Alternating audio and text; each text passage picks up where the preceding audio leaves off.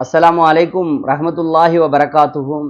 பேரன்பிற்குரிய இறைநேசர்களே, அல்லாஹ்வின் நல்லடியார்களே, இந்த 2 தினங்களாக இணையதளங்களை திறந்த உடனே குறிப்பா ஆலிம் அப்துல் பாசித் புகாரி அவர்கள் குறித்தான செய்திகள் ஒருபுறம் விமர்சனமாகவும் ஒருபுறம் ஆதரவாகவும் பகிரப்படுவதை நாம் பார்க்கிறோம். அவருடைய பணிகளில், அவருடைய செயல்பாடுகளில் நாம் எல்லாம் ஒத்த கருத்தில் இருக்கிறோமா என்று கேட்டால் இருக்க முடியாது. ஒவ்வொருத்தவங்களும் ஒவ்வொரு விதமான கருத்துக்கள், ஒவ்வொரு விதமான முரண்பட்ட செயல்பாடுகள், அவரவருக்கு விருப்பத்திற்கேற்ற நிலைகளில் நாம் பயணிக்கலாம். அதற்கு மார்க்கம் அனுமதிக்கிறது. மார்க்கத்தினுடைய அசல் தன்மையை சீர்குலைக்காமல் சுன்னாவையும் மார்க்கத்தினுடைய அக்கீதாக்களையும் முறையாக ஏற்றுக்கொண்டு இந்த மார்க்கத்தை கற்று தேர்வதற்கு, பரப்புரை செய்வதற்கு எல்லோருக்கும் அனுமதிக்கிறது. ஆனால் மார்க்கம் ஒரு விஷயத்திற்கு அனுமதிக்கவில்லை. என்ன? பேரன்பிற்குரியவர்களே, எந்த சந்தர்ப்பத்திலும் ஒரு முஃமினினுடைய மானத்தை, மரியாதையை இழிவுக்குள்ளாக்குவதை மார்க்கம் வன்மையாக கண்டிக்கிறது. பெருமானார் ஸல்லல்லாஹு அலைஹி வஸல்லம் அவர்கள் தெளிவுபடுத்தினார்கள், காபாவினுடைய கண்ணியம் மிக உயர்ந்தது, அதனுடைய சிறப்புகள் மிக மேலானது. ஆனால் அந்த காபத்துல்லாவை விட ஒரு முஸ்லிமினுடைய மானம், மரியாதை, அவனுடைய கண்ணியம் மிக உயர்ந்தது. அவன் அல்லாஹ்வினுடைய கலிமாவை ஏற்றுக்கொண்டவன் என்ற அடிப்படையிலே பெருமானார் ஸல்லல்லாஹு அலைஹி வஸல்லம் அவர்கள் நினைவுபடுத்துகிறார்கள், எச்சரிக்கிறார்கள், வன்மையாக கண்டிக்கவும் செய்கிறார்கள். எந்த ஒரு முஸ்லிமினுடைய மானத்தை, மரியாதையை, அவன் மறைவாக செய்த ஒரு தவறை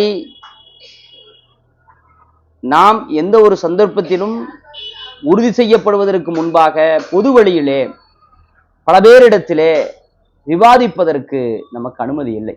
இன்னைக்கு என்ன நடந்திருக்கு அப்படின்னா, ஒரு தவறை அவர் செய்திருக்கிறார் என்றே வைத்துக் கொண்டாலும் கூட அதை கேட்பதற்கான முறைகளும் அதை அணுகுவதற்கான நிகழ்வுகளும் முற்றிலும் முரண்பட்ட, மார்க்கம் அனுமதிக்காத முறையிலே நடந்தது.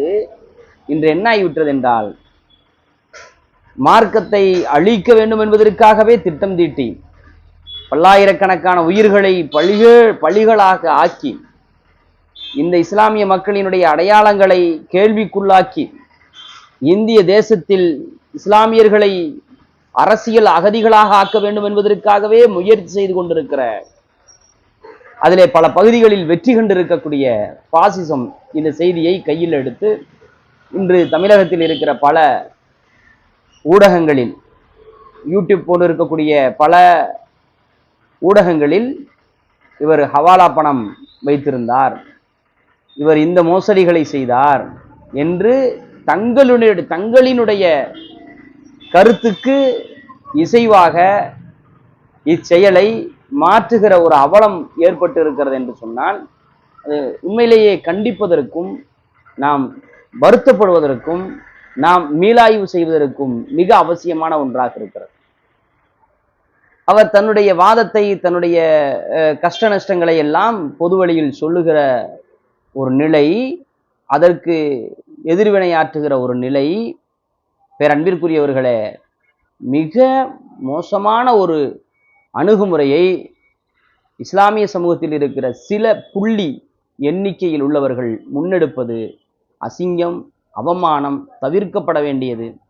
எத்துணை பெரிய பிரச்சனையாக இருந்தாலும் இந்திய நாட்டில் சட்டப்படி அதற்கான தீர்வுகளை முன்னெடுக்க வேண்டும். ஒரு தனி மனிதனுடைய மானத்தை, கண்ணியத்தை சீர்குலைக்கிற வகையிலே நாம் செயலாற்றக்கூடாது என்பதை இந்த நிகழ்வின் வழியாக நாம் படிப்பினை பெற முயற்சிக்க வேண்டும். வல்ல ரஹ்மான் அதற்கான வாய்ப்புகளை தருவானாக. அஸ்ஸலாமு அலைக்கும் ரஹ்மத்துல்லாஹி வபரகாத்துஹு.